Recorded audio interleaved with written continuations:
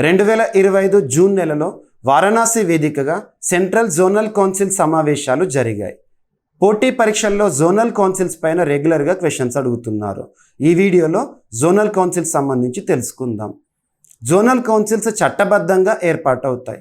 భారతదేశంలో మొట్టమొదటిసారి states reorganisation act 1956 ఆధారంగా 5 జోనల్ కౌన్సిల్లు, ఆ తర్వాత 1972 సంవత్సరంలో north eastern zonal council act ఆధారంగా 1 జోనల్ కౌన్సిల్, అంటే ప్రస్తుతం 6 జోనల్ కౌన్సిల్స్ లేదా 6 ప్రాంతీయ మండళ్ళు భారతదేశంలో ఉన్నాయి.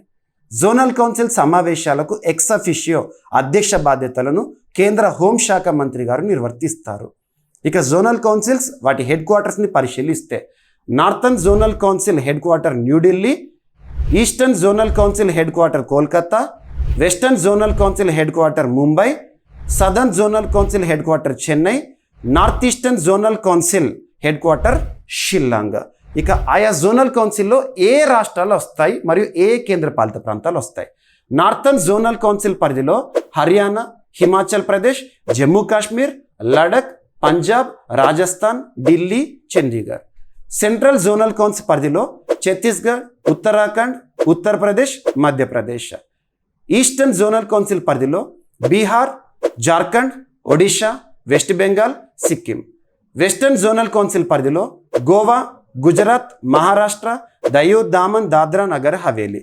సదర్న్ జోనల్ కౌన్సిల్ పరిధిలో Andhra Pradesh, Telangana, Karnataka, Kerala, Tamil Nadu, Puducherry. Eastern zonal councils పరిధిలో అస్సాం, అరుణాచల్ ప్రదేశ్, మణిపూర్, త్రిపుర, మిజోరాం, మేఘాలయ, నాగాల్యాండ్.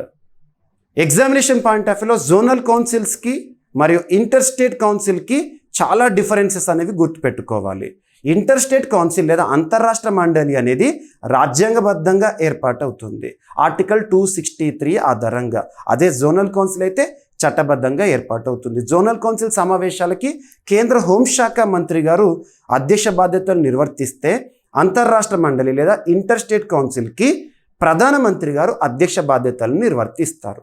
ఈ వీడియో కనుక నచ్చితే లైక్ చేయండి, మీ ఫ్రెండ్స్ అందరికీ ఈ వీడియో లింక్ని షేర్ చేయండి, మన ఛానల్ని సబ్స్క్రైబ్ చేయండి. Thank you.